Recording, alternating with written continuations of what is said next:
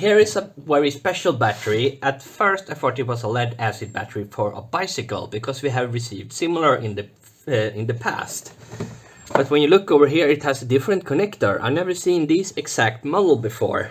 So I asked him what it was, and it was for an electric trials motorcycle, but probably like a kid's version. We got a link to the product, and it's 500 watt with the 24 volt lead acid batteries.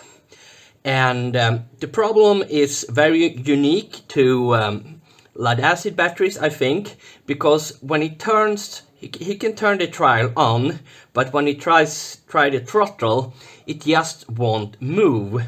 But when he lifts the thing up in the air and tries to throttle, it will move. That could be a motor problem, but it can also be a battery problem.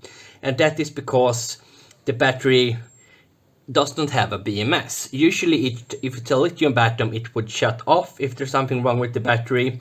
This one will just go give very low voltage and very low amps. Here we can see there's something wrong with the positive terminal. Some kind of corrosion. I don't know if that's water. I don't think it leaked. This is probably some plastic from the manufacturer that sits around the case when it's new.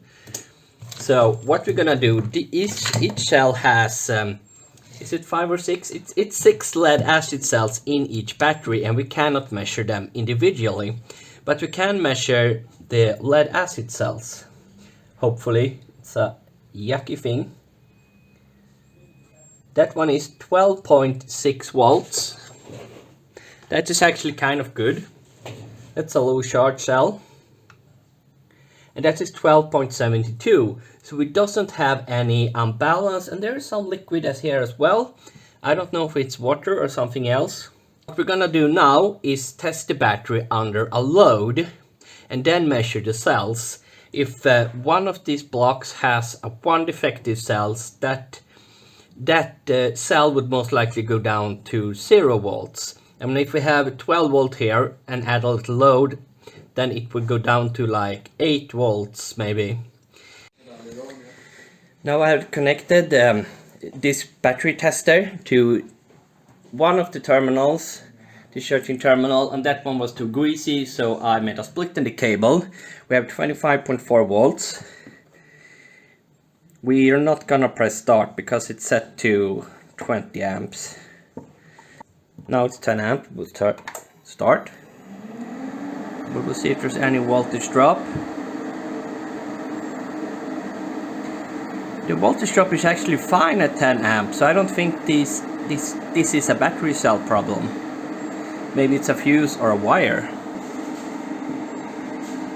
And start. It's dropping like 3 volts, but that is, well, we have a 20 amp load. So that's not uncommon. I don't think there's anything wrong with the batteries. Yeah, that one is gonna keep spinning for a while. But as you can see, they're using copper wires, but these are not copper colored. These are like not pretty looking. They have been pulling too many amps from this cable. Maybe the battery cells can handle 20 amps, but for some reason these cables have not. And maybe that is the problem. We also have the fuse back here, and maybe there's a bad fuse. And we're gonna check the discharging port as well to see if everything can handle 20 amps. That's about 500 watts. And then we're gonna know exactly if it's the battery or if it's the scooter. Now we have the discharge connector connected to the battery tester, and now I'm gonna try it directly on 20 amps and we will see how it goes.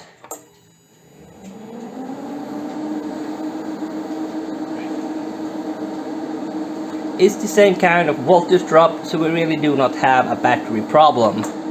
Well, battery problem, we do have almost burnt up wires, and we have some leakage or something really ugly on the terminal, but the battery is working fine. And with this kind of product, everything does not have to be perfect and brand new. There are no swelling on the cells. That can also indicate that one of them are empty of liquids, but this battery is actually fine. So the customer will have to troubleshoot his electric scooter some other how.